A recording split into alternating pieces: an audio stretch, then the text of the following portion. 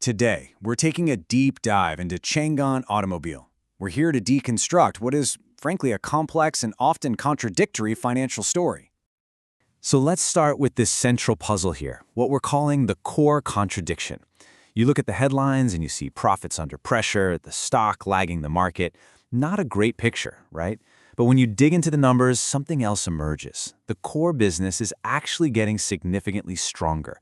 And this is all happening while the company is accelerating a huge strategic shift into new energy and globalization. All right, here's how we're going to break this down. First, we'll look at why the market seems so cautious. Then, we'll unpack what the true profitability picture looks like. From there, we'll analyze the twin engines driving its transformation, tackle the major cash flow headwind, and finally, lay out the key things to watch for going forward. Okay, let's jump into our first section, decoding market caution. The question is, why is the market so hesitant about Changan, especially when the auto sector as a whole is actually recovering? Let's quantify it. And the data really highlights this gap. Take a look at this period, from September 1st to October 27th, 2025, a really key sales season. Changan stock, it's up just 1.2%. Now compare that to the broader market, the CSI 300 index, which gained over 4% in the same time frame. So it's clear the stock is significantly underperforming.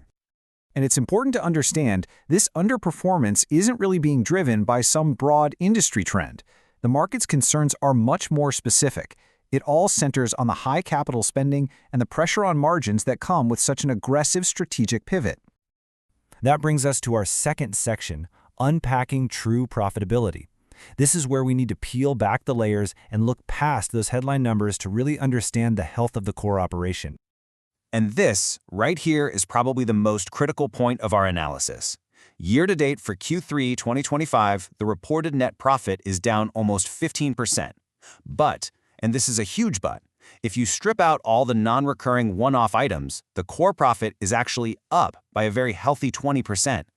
This massive divergence tells you one thing: the headline numbers are misleading.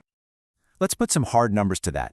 You can see the reported net profit at about 30.5 billion RMB, a significant drop. But then look right below it to core profit. That's grown to over 20 billion RMB.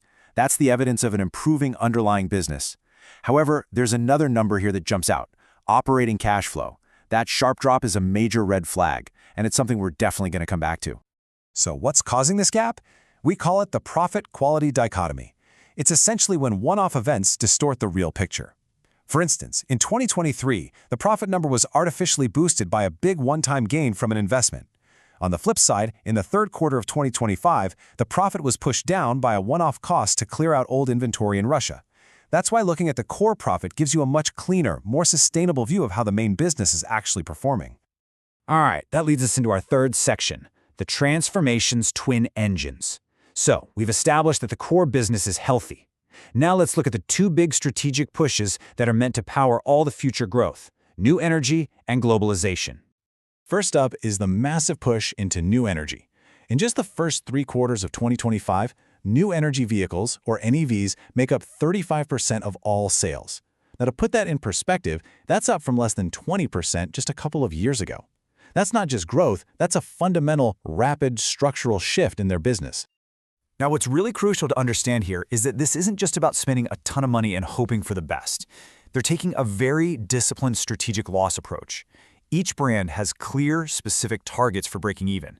You have the high-end Aviator brand, where losses are shrinking, aiming for 20 to 25,000 monthly sales. Then there's the mass-market Deepal, where the main models are already close to breaking even. And for the QYuan brand, they've already cut losses by 50%. This isn't a blank check. It's a very structured path to profitability. The second engine, globalization, is proving to be just as important. In 2024, revenue from outside of China accounted for more than 20% of the total. And look at that growth rate, an incredible 58%. This is absolutely vital because it's offsetting a domestic market that's actually shrinking. Okay, so the strategy seems promising, but this brings us to section 4, and it's a big one: the cash flow headwind. All this transformation is creating a very real financial strain that cannot be ignored. This is probably the most concerning number in the entire report, a 64.6%, let that sink in, a 64.6% year-over-year decrease in net operating cash flow. This means the company's ability to generate actual cash from its day-to-day business has shrunk dramatically. So why does this matter so much? Well, for a company that's pouring huge amounts of money into two massive transformations at once, cash is everything. A drop like this can severely limit their flexibility to spend on new factories, R&D, and, critically, new product launches. In short, the cash squeeze itself could choke the very transformation it's supposed to be paying for. It is without a doubt the biggest short-term risk they face. This all leads to our final section, the key signposts ahead. Given everything we've discussed, what are the specific things we need to be watching to see if this strategy is on track or if those risks are starting to bite? We can really think of it as a scorecard for the future. On the positive side, the catalysts we're looking for are pretty clear.